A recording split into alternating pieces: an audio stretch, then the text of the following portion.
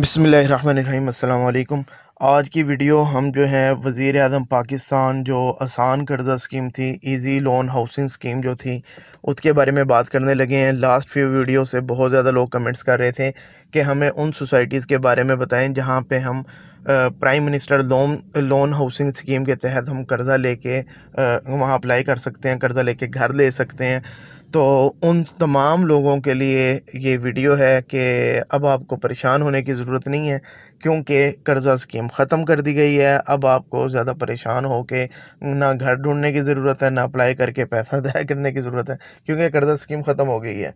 और अगर आपको याद हो, किसी ने देखी हो, तो मैंने अप्रैल के स्टार्ट में वीडियो की थी और फिर अप्रैल के बिल्कुल एंड पे जो है ना, और जब ईद के दिनों में मैंने एक वीडियो की थी जिसमें मैंने बताया था कि प्रॉपर्टी ख़रीदने का जो हनीमून पीरियड है वो स्टार्ट हो चुका है, जिसमें मैंने प्लॉट्स वगैरह की बात की थी और घरों के बारे में मैंने बात की थी कि फ़िलहाल घरों की सेल परचेज़ चल रही है, क्योंकि वज़ीर-ए-आज़म पाकिस्तान हाउसिंग स्कीम चल रही है। अगर वो बंद हो जाती है, जो कि मैंने कहा था कि बजट के बाद एक्सपेक्टेड है कि शायद उसको गवर्नमेंट विड्रॉ करेगी, तो जाके वीडियो आप देख लें।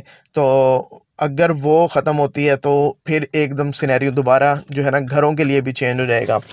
तो अब मैं आपको जो न्यूज़ दे रहा हूँ वो ये है कि हुकूमत ने फ़िलफ़ोर जो है ना कर्ज़ा स्कीम जो है वो 2 माह के लिए फ़िलहाल गवर्नमेंट ने कहा है कि हम इसको सस्पेंड कर रहे हैं। और जहाँ तक मेरी इत्तलात हैं कि ये 2 माह नहीं है, ये आगे सस्पेंड ही रहेगी या ख़त्म कर दी जाएगी।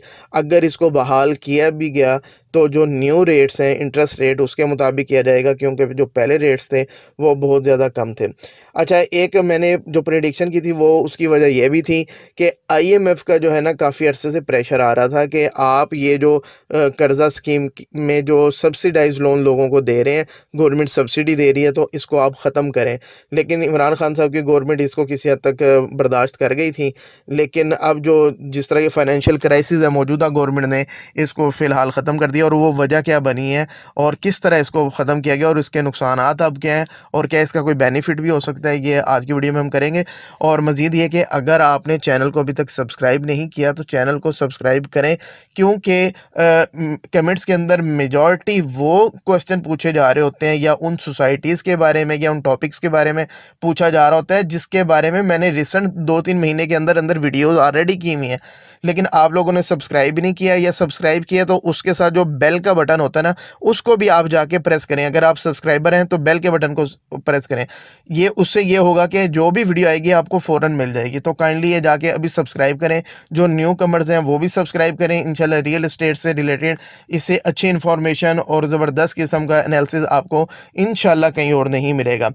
अच्छा जी, बात करते हैं 29 जून 2022 की। अब से तकरीबन आप कह लें कि 5-6 दिन पहले कि गवर्नमेंट ने अचानक से बैक ऑफ किया और उन्होंने स्टेट बैंक को कह दिया, फाइनेंस मिनिस्ट्री ने कहा कि हम मज़ीद आपको पैसा नहीं देंगे।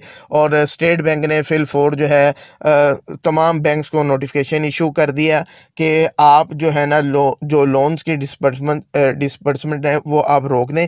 अच्छा, ये मैं स्कीम बता दूं, 2 किस्म के गवर्नमेंट इस वक्त लोन दे रही थी जिस पे पाबंदी लगाई गई है। एक तो मेरा पाकिस्तान मेरा घर स्कीम थी, जिसके तहत 2 कैटेगरीज थी। एक तो ये था कि गवर्नमेंट ने खुद लोगों को सस्ते घर बना के देने थे और उनसे फिर इंस्टॉलमेंट्स लेनी थी। और उसकी अगर मैं बात करूं तो पहले 5 साल में 3% के हिसाब से लोगों से लोन उन्होंने इंटरेस्ट लेना था और नेक्स्ट 5 ईयर में उन्होंने 5% के हिसाब से लेना था। अच्छा, दूसरी कैटेगरी क्या थी कि लोगों को लोन देना था, लोग अपनी मर्ज़ी से ख़ुद प्लॉट तलाश करें और उसके बाद वो ऊपर कंस्ट्रक्शन करें या बना बनाया घर ले लें। उसमें यह था कि पहले 5 साल में आपको सब्सिडाइज जो लोन है वो 5%, फिर नेक्स्ट जो है 7% के हिसाब से आपको मिलना था। लेकिन इस वक्त जो इंटरेस्ट रेट है वो तकरीबन 13% को क्रॉस कर चुका है। तो जो पिछली गवर्नमेंट थी उसमें आपको पता है इंटरेस्ट रेट बहुत कम था, और अब इंटरेस्ट रेट इंक्रीज़ कर दिया गया है, और जिसकी वजह से इन्होंने कह दी कि फ़िलहाल इसको बंद कर दिया जाए। अच्छा, दूसरी जो स्कीम थी वो कामयाब नौजवान जो प्रोग्राम था उसके लिए गवर्नमेंट लोन्स दे रही थी। फ़िलहाल उसको भी 2 माह के लिए इन्होंने कहा जी हम सस्पेंड कर रहे हैं।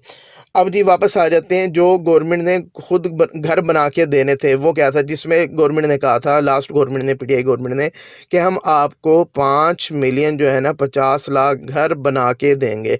उसमें से 22,000 जो घर थे वो तो तकरीबन कंप्लीट हो चुके थे इस वक्त तक।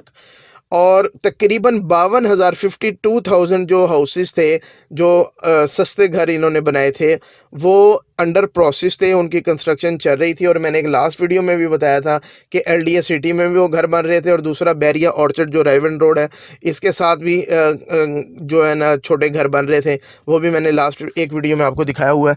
तो ये इस तरह पूरे पाकिस्तान में तकरीबन 52,000 घर जो थे अंडर कंस्ट्रक्शन थे, और जो नेक्स्ट प्लान के अंदर इन्होंने घर रखे हुए थे वो तकरीबन 95,000 घर थे, जिनके लिए इन्होंने पैसा वगैरह रख रहे थे, और वो नेक्स्ट ईयर जो इन्होंने करना था। और प्लान यही था कि इलेक्शन 2023 से पहले ये तमाम लोगों को डिलीवर कर दिए जाएंगे। लेकिन इस वक्त सूरत हाल ये बन गई है कि वो 22,000 जो घर बना है वो भी किसी को डिलीवर नहीं हुआ, जो 52,000 बन रहा था वो भी दरमियान में रुक गया, और जो नेक्स्ट प्लान में 95,000 आने थे वो भी रुक गए। अब गवर्नमेंट ये कह रही है, अच्छा एक और मैं मज़े की आपको बात बताऊं कि स्टेट बैंक ऑफ पाकिस्तान और जितने भी बैंक्स हैं उनका और फाइनेंस मिनिस्ट्री का जो है ना इतना ज़्यादा लैक ऑफ कम्युनिकेशन था कि ना गवर्नमेंट को पता था कि इस मद में हमने इतना पैसा अभी देना है।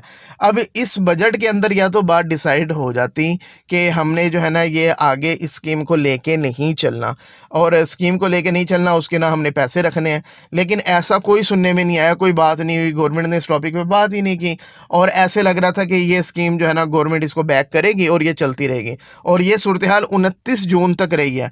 अब हुआ क्या कि लोगों ने जो है वो बयाने कर दिए। अब ये लंबा एक प्रोसीजर होता है कि एक बंदा जो जॉब कर रहा है वो अप्लाई करता है, उसके बाद जी बैंक में पेपर जमा करवाता है, बैंक क्या करता है उसका जो सैलरीज वगैरह उसको वेरीफाई करती है, पूरा एक प्रोसीजर चलता है, उसकी फ़ीस भी जमा होती है, और उसके बाद जाके वो बैंक कहता है जनाब हम आपको 50 लाख 80 लाख या 1 करोड़ रुपया लोन देने के लिए तैयार हैं। उसके बाद वो उसको जी गो हेड दे देते हैं, जी आप घर जाके तलाश करें। वो मार्केट में जाके देखता है कि कौन सा घर है जो अप्रूवल भी हो, जिसके रजिस्ट्री इंतकाल ट्रांसफ़र वगैरह तमाम पेपर्स पूरे हो, और उन पेपर्स की फिर स्क्रूटनी होती है, बैंक का बंदा भी इन्वॉल्व होता है और थर्ड पार्टी भी इन्वॉल्व होती है। सारी स्क्रूटनी होने के बाद जब डिसाइड हो जाता है हाँ जी ये घर ओके है, इसको ख़रीदा जा सकता है, तो वो जो ख़रीदार है जिसने बैंक में अप्लाई किया हुआ है वो जाके क्या करता है, बैंक से परमिशन लेता है कि जनाब मैं फिर इसका टोकन कर दूं या बयाना कर दूं। बैंक उसको गो हेड दे देता है कि जनाब आप कर दें, इतने दिन के अंदर आपको पैसे मिल जाएंगे। वो क्या करता है, जाके टोकन करता है, पहले तो बात टोकन होती है, उसके बाद वो कहते हैं ये आप बयाना करें। अब बयाने की मैं इस वक्त आपको मैं स्पेसिफिकली लाहौर की बात करता हूँ। 5 लाख से लेके 10 लाख रुपया पर जो घर है 5 मरले की अगर मैं बात करता हूँ, जिसका रेट तकरीबन 1 करोड़ 20 लाख से लेके 1.5 करोड़ की रेंज में चल रहे हैं। तो मिनिमम 5 लाख और मैक्सिमम तकरीबन 10 लाख तक लोग बयाना लेते हैं, और इसके बाद तकरीबन बात कंफर्म हो जाती है। अगर आप बयाने से आप पीछे हट जाते हो, आप डील नहीं लेते, आप बाकी पेमेंट नहीं करते, तो आपका वो 5 लाख या 10 लाख आपका ज़ाया हो जाएगा। और अगर अगली पार्टी जिसका वो घर है वो इनकारी हो जाता है तो उसको डबल बयाना देना पड़ेगा, और ये बाई लॉ भी ये चीज़ें एक्सेप्टेबल हैं, और आपको पता है कि ये बयाने का क्या कॉन्सेप्ट है। अब मैक्सिमम लोगों ने 29 जून को जिनको गो हेड मिल चुका था उन्होंने बयाने कर दिए। अब आप मिनिमम भी एक अमाउंट लोगों की लगाएं कि कितने लोग थे जिन्होंने किया होगा।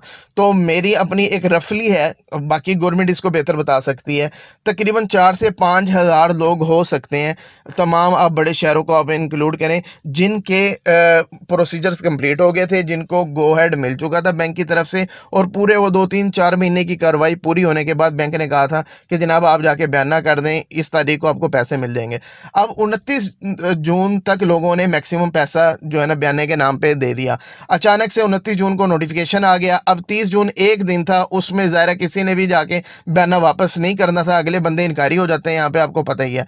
अब जिनका टाइम था 5 जुलाई को देना या 10 जुलाई या 15 जुलाई तक जिन्होंने पेमेंट पूरी करनी थी, अब उनको तो साफ इनकार हो गया, बैंक पीछे खड़ा, उन्होंने कहा जी हम तो अब क्योंकि पाबंदी लग गई हम लोन दे नहीं सकते। अब जिस बंदे बेचारे ने बैंक के उस पर बयाना कर दिया या टोकन कर दिया, उस बेचारे का क्या कसूर है? अरबों रुपया लोगों का स्टेक पे लग चुका है। अब बैंक तो कह रहे हैं कि हम स्ट्राइक कर रहे हैं, स्टेट बैंक से भी रिक्वेस्ट की है कि गवर्नमेंट से बात करें, हम इस तरह जो है ना, ज़रा बैंक भी मुतासर होती है, उनकी क्रेडिबिलिटी भी है, और जो बेचारे लोग जिन्होंने इतनी मुश्किल से पैसे इकट्ठे किए थे उनका अरबों रुपया स्टेक पे लग गया, सिर्फ एक ऐसे फैसले की वजह से जिसके ऊपर पूरी वर्किंग नहीं की गई। तो काइंडली गवर्नमेंट को चाहिए कि इसके बारे में कुछ सोचे, कोई थोड़ा सा रिलैक्सेशन दे, 10-15 दिन 20 दिन, ताकि जिनको गो हेड मिला हुआ था, जिनके बयाने हैं, वो तो तकरीबन अपनी डील्स पूरी कर चुके हैं। अगर ऐसा नहीं होता तो बेचारे जो गरीब लोग हैं, जो मीडियोकर लोग हैं, जो सैलरीड पर्सन है, ये कहाँ से 5 लाख 10 लाख का लॉस पूरा करेंगे। इन्होंने तो पहले ही बड़ी मुश्किल से वो पैसा पूरा किया है। अब ये वीडियो अगर कोई ऐसे लोग देख रहे हैं जिनका हुकाम बाला तक या वज़ीर आज़म पाकिस्तान तक या जो फाइनेंस मिनिस्टर हैं उन तक किसी की रसाई है, तो काइंडली इस वीडियो को या इस मैसेज को वहाँ तक पहुँचा दें कि काइंडली कुछ रिलैक्सेशन दे दें लोगों को, ताकि वो जिनकी डील बिल्कुल करीब आई हुई थी उनको वो जो है ना बैंक्स उनको ताकि लोन दे सकें, उनकी डील्स पूरी हो सके। अदरवाइज़ ये बहुत बड़ा लोगों का लॉस होगा। और जो है जो नए लोग जो अप्लाई करना चाह रहे हैं, तो उनसे रिक्वेस्ट है कि फ़िलहाल वो अभी अप्लाई ना करें। शायद बैंक आपको कहें कि आप अप्लाई कर दें, शायद गवर्नमेंट इसमें वो कर दें। अगर गवर्नमेंट ने इस स्कीम को बहाल भी किया तो इन रेट्स पे वो बिल्कुल भी नहीं करेगी, नए रेट्स पे करेगी जो कि ज़्यादा होंगे, जो आपके लिए अफोर्डेबल नहीं होंगे। इसलिए बेहतर है कि आप इसमें अभी तक जब तक क्लैरिटी नहीं आती, आप फ़िलहाल इस बारे में ना सोचें। वीडियो पसंद आई होगी। Thank you very much.